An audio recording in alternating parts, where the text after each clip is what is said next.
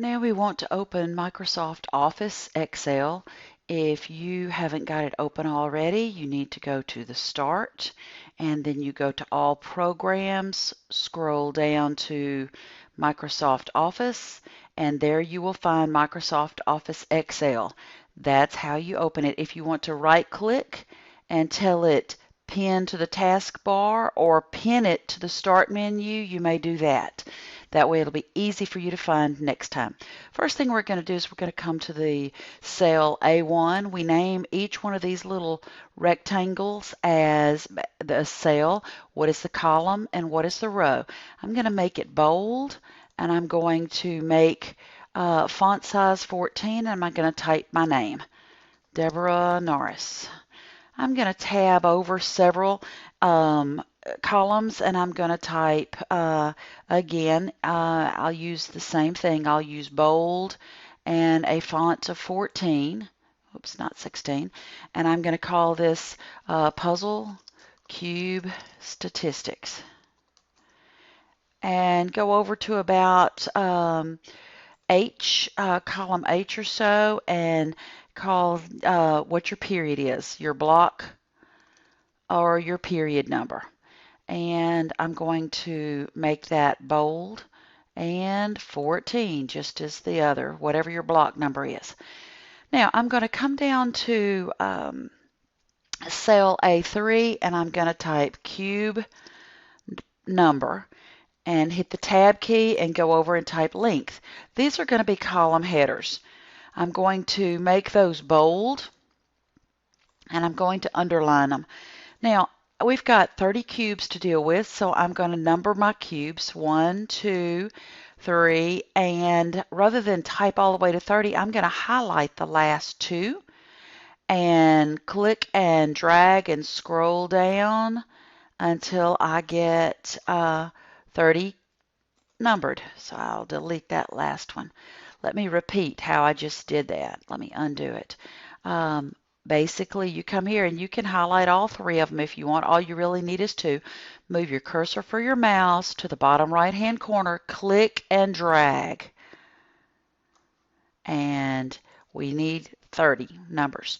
Now, I've already done this, so I'm going to copy and paste, but you would enter in these columns the length that you measured for each of your cubes. I'm going to come over to where I've already done it, and I'm going to copy and come back to this one, and where I'm doing it for the first time, doing it new, it looks like, and I'm going to paste.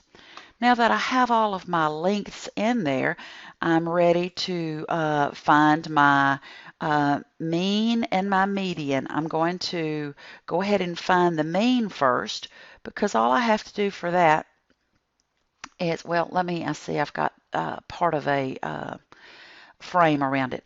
Highlight both of those columns, click and drag to highlight both of them.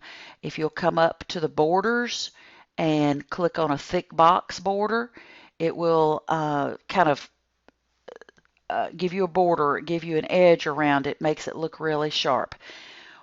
What I'm going to do now is I'm going to come down to this cell, and what I want to do, if I'm finding the mean, I have to add up all of those lengths and divide by 30.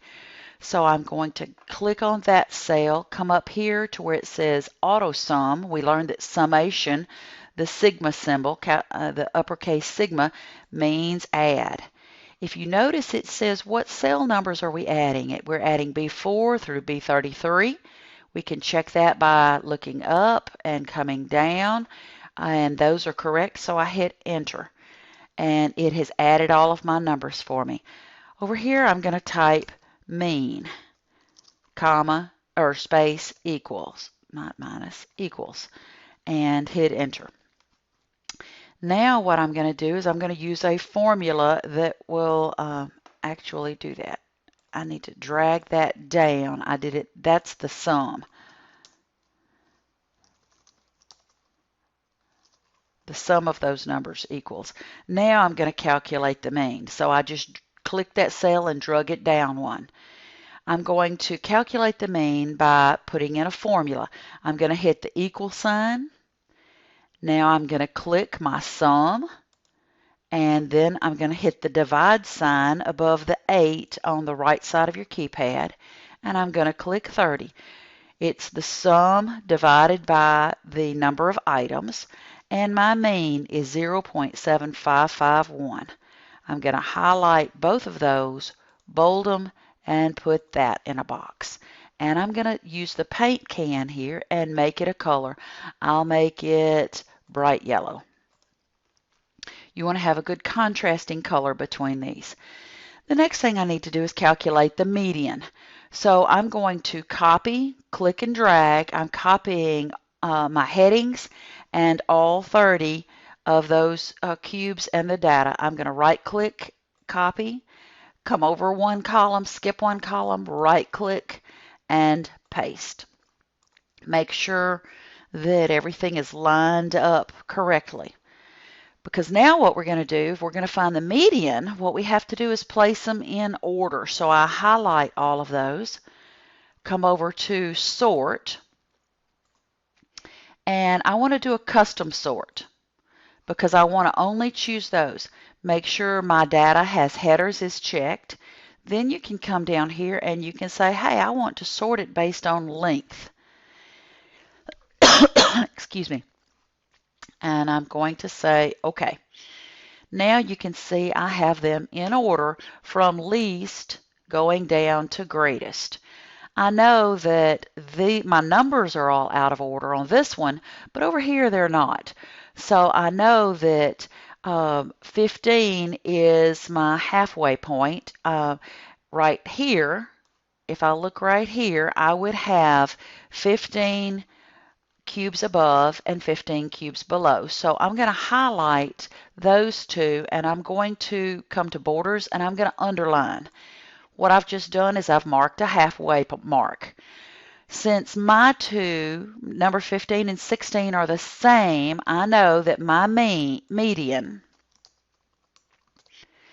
is equal to 0.753.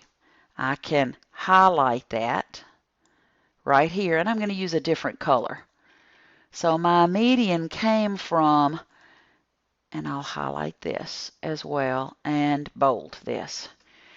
If yours are different, what you will have to do to calculate it, you would have to say equals and then put in parentheses, click cell cube number in the 15th place, plus, not minus, plus the cube that's in the 16th place in order, close your parentheses, hit the fraction bar, and divide by 2. And notice I get the same answer. I want all of our statistics to be 4 decimal places. So what I'm going to do is highlight those two. And we're going to come up, we're going to tell it we want it comma style. And I want to increase the decimals to where I have 4 decimal places showing.